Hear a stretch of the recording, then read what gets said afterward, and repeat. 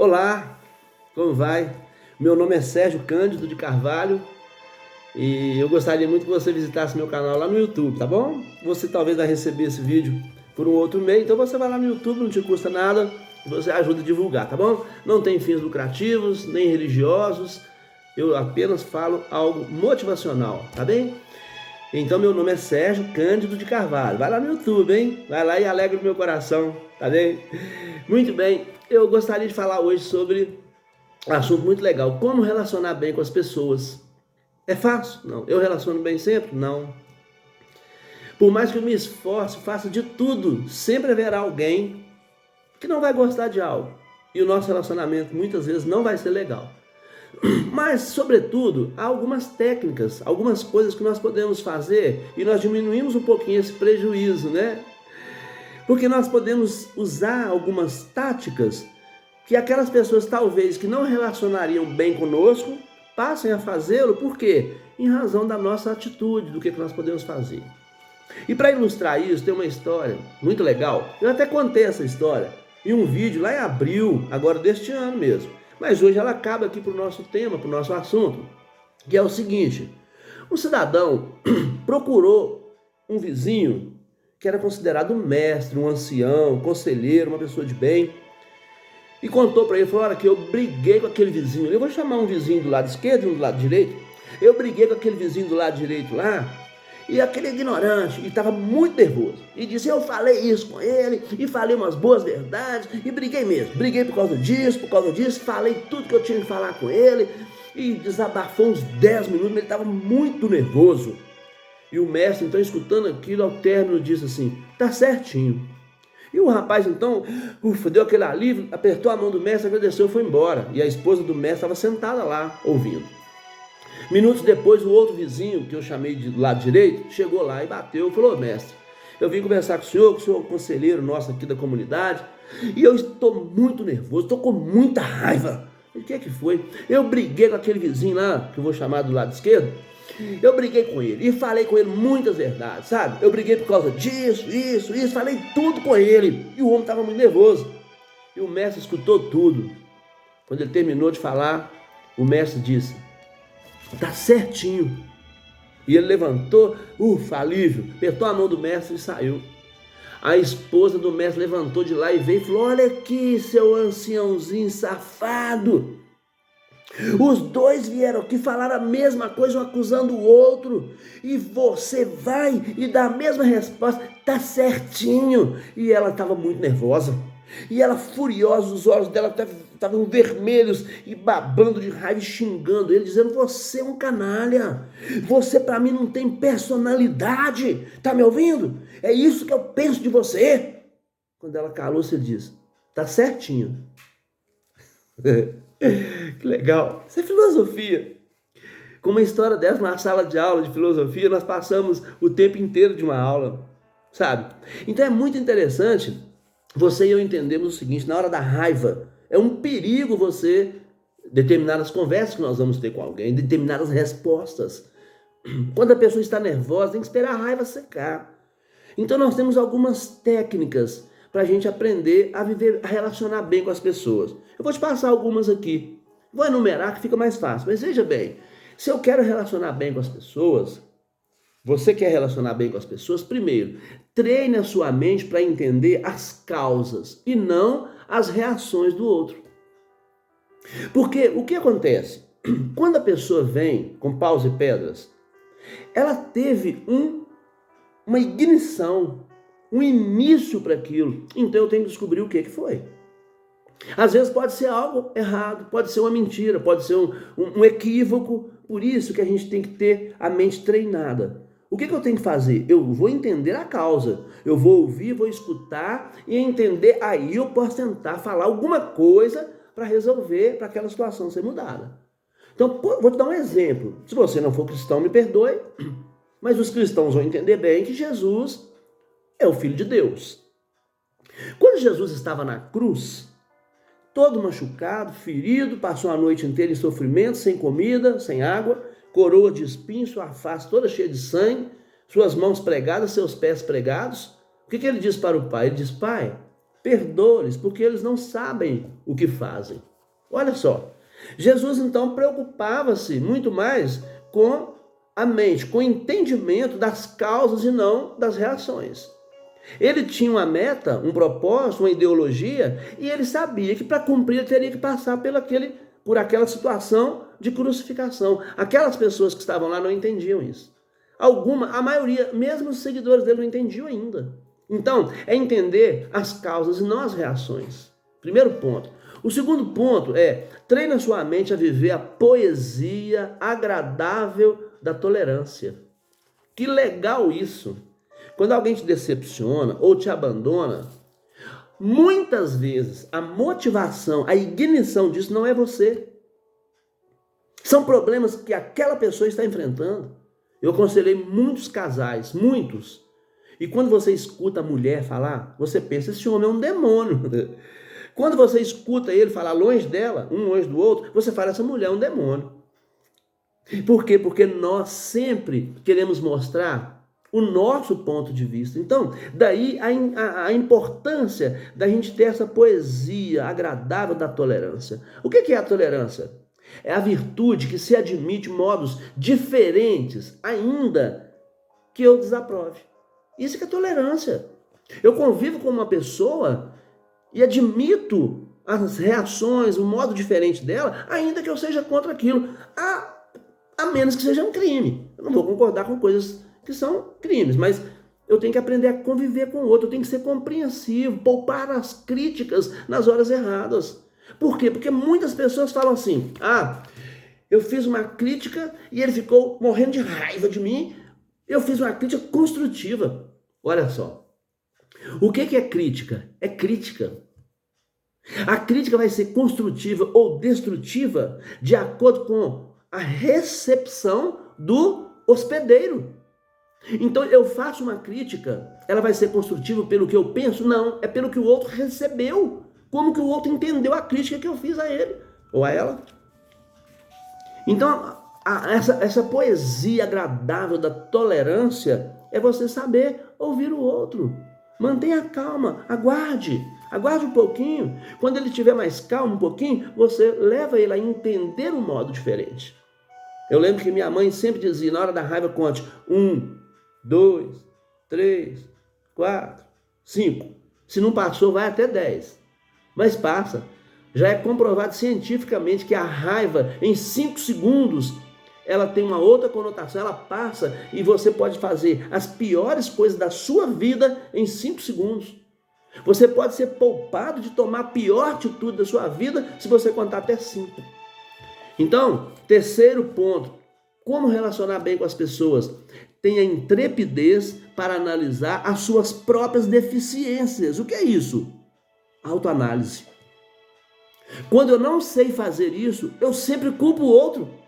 A culpa é sempre do outro. Por quê? Porque eu não tenho intrepidez, eu não tenho audácia, coragem de fazer uma autorreflexão. Novamente, me permita fazer um exemplo bíblico de novo, Adão e Eva. Quando Deus vai conversar com Adão, você comeu do fruto que eu falei que era para comer, Adão? O que Adão fala? A mulher que tu me deste, Senhor. Jogou a culpa em Deus. Aí Deus vai, Eva, você comeu do fruto, Eva. Senhor, foi a serpente. Aí, serpente, você enganou eles. Eu não, foi o diabo. E ficam empurrando com a barriga, culpando o outro. Raramente nós encontramos um casal em problemas, com dificuldades. Raramente um deles fala, não, a culpa é minha, eu que erro demais. Ele sempre fica, não, eu erro mais ela, eu erro mais ele, sabe? Como relacionar bem com as outras pessoas se eu não faço autoanálise, se eu não me conheço? Quarto ponto, inclusive, vai falar sobre isso. Se você não se conhece, você será muito rápido para julgar o próximo, mas uma lesma para respeitar. Porque se você não se conhece, como é que você vai conhecer o outro? Eu, por exemplo, dou aula há muitos anos da minha vida, desde muito novo. Eu dou aula de várias matérias, sempre dei aula. Alguém sempre quer tirar algum proveito. Um aluno que não compreende alguma disciplina e perde alguma matéria, perde alguma nota, ele vai tentar culpar que você não deu a aula direito, que você não soube explicar, que ele não entendeu aquilo, entra com recursos, não é? Então nós temos que ter essa autoanálise. onde eu estiver falhando, onde eu não estiver bem, eu preciso me autoavaliar e dizer para mim, ó, eu preciso mudar. Eu preciso fazer algo diferente. Isso é relacionar bem. Garanto que você que está assistindo esse vídeo, quando você vê alguém bem sorridente, você gosta.